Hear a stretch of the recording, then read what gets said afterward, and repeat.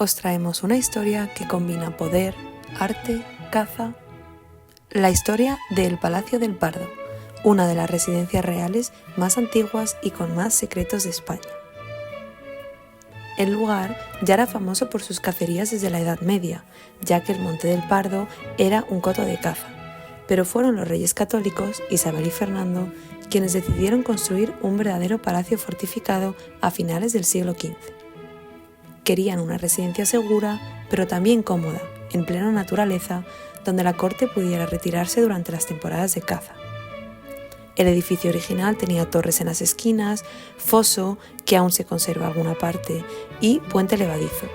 Era una mezcla entre palacio y castillo, muy típico de esa transición entre la Edad Media y la monarquía moderna. Durante sus estancias, los reyes católicos recibieron aquí a embajadores y altos dignatarios. Se dice que Fernando el Católico disfrutaba organizando partidas de caza interminables, mientras que Isabel aprovechaba el retiro para atender asuntos de gobierno lejos del bullicio de Toledo.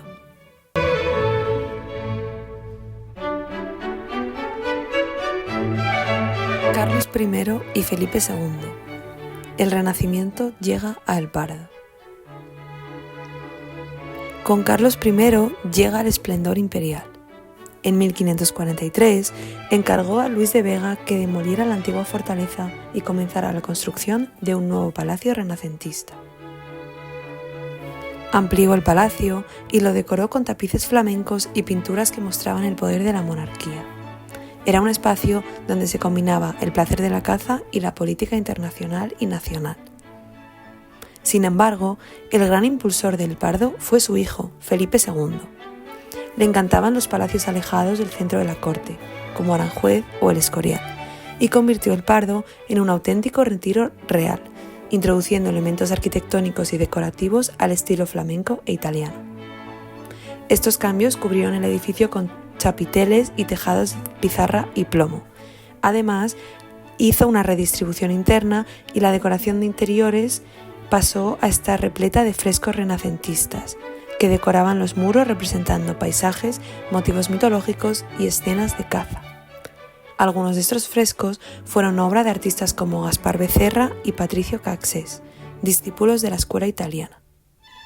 También se instalaron retratos de la familia real, mapas del imperio y una colección de tapices diseñados para mostrar las victorias de España en Europa y América.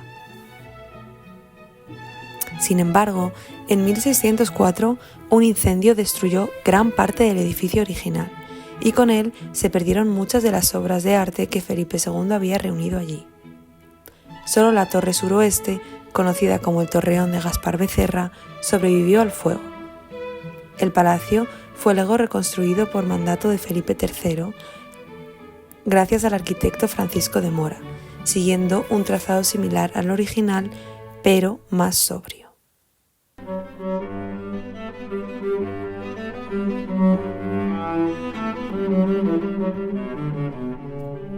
El siglo XVIII.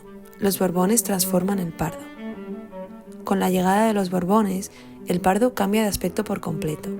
Felipe V, el primer Borbón, decide adaptarlo al gusto francés, amplía las galerías, embellece los interiores y lo convierte en una residencia más cortesana. Pero quien realmente le da su carácter actual es Carlos III.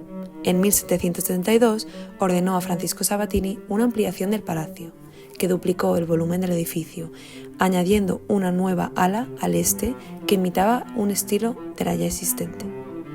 Esta ampliación, por tanto, crea un edificio de planta longitudinal con un patio central, conocido como el Patio de los Borbones, que conectaba con el antiguo renacentista, de manera que visitando el Pardo da una sensación de espejo, porque las alas son iguales.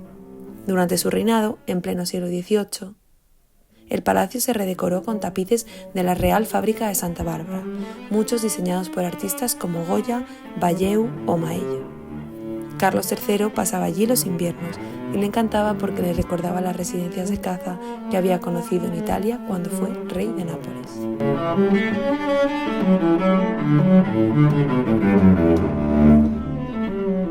Carlos IV, la crisis y la guerra de la independencia. Con Carlos IV y María Luisa de Parma, el Pardo siguió siendo un palacio de invierno. Aquí se celebraban bailes, conciertos y partidas de caza, aunque la corte ya empezaba a vivir tensiones internas. En estos años, por ejemplo, Manuel Godoy, el famoso válido del rey, frecuentaba también mucho el palacio y muchos rumores de intrigas políticas nacieron en este mismo. Cuando estalla la Guerra de la Independencia, las tropas de Napoleón ocupan el Pardo. Los franceses se instalan allí y lo usan como cuartel y residencia para oficiales. Aunque el edificio sufrió daños, se conservó el trazado general y parte del mobiliario borbónico. Al finalizar la guerra, el palacio quedó en mal estado, pero seguía siendo un símbolo del antiguo régimen, el lugar donde durante más de 3 siglos se habían reflejado los gustos, ambiciones y secretos de los reyes de España.